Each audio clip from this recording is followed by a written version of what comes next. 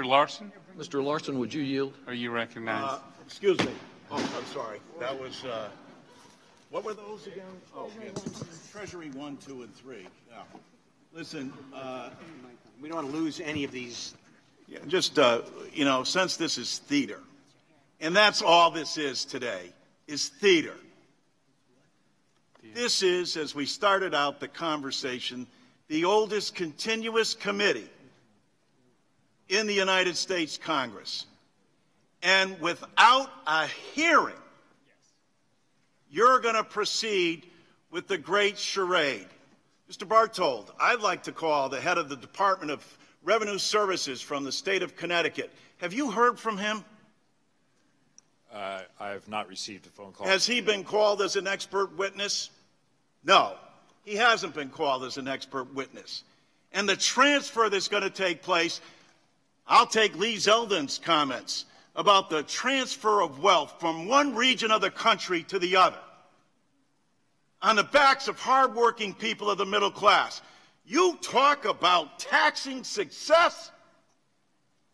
All of our working professionals, whether you're a machinist or a teacher, and in the case of a teacher, if they reach into their pocket to pay for their students, you get rid of that deduction as well.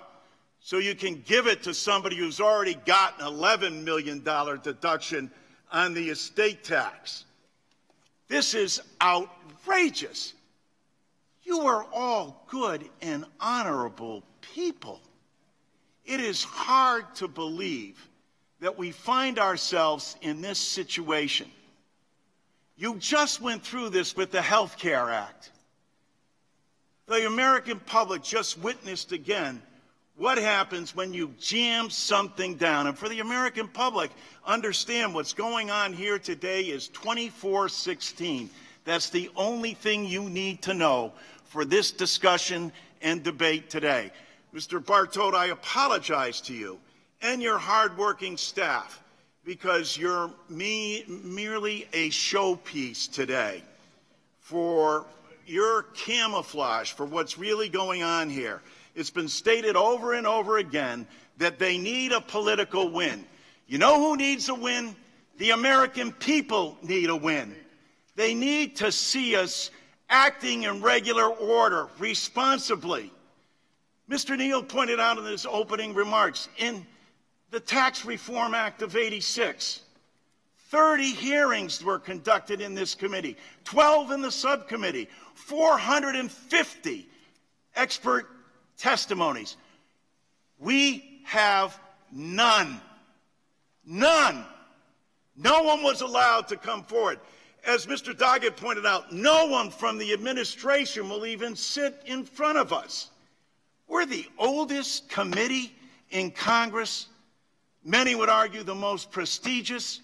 And members on this side of the aisle aren't even entitled to bring an expert witness on any aspect of the tax code that affects 100% of our economy. 100% of the economy is impacted. And people in my state, in the middle class, are going to get a tax increase. A tax increase thanks to the myriad of lists of things that you've decided behind closed doors that they, because they make itemized deductions, will no longer have. They'll no longer have the state and local tax deduction. 4,000 eliminated from the personal exemption. Medical expenses, no longer. Eliminates deductions for student loans and adoption and teacher education for the classroom and employer-provided education assistance.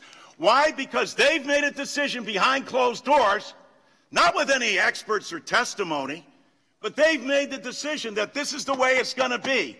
And the vote will proceed like that in the committee. Check me if I'm wrong on this. It's going to be 24/16 right down the line, all the way until they can get this to the floor of the House. And then on the floor of the House, they'll continue to perpetuate this great myth that somehow we went through any kind of regular order or there was any bipartisanship that was alluded to. These are honorable people. This is not an honorable time or day for this committee or for democracy in America. Not a single hearing or a single expert witness.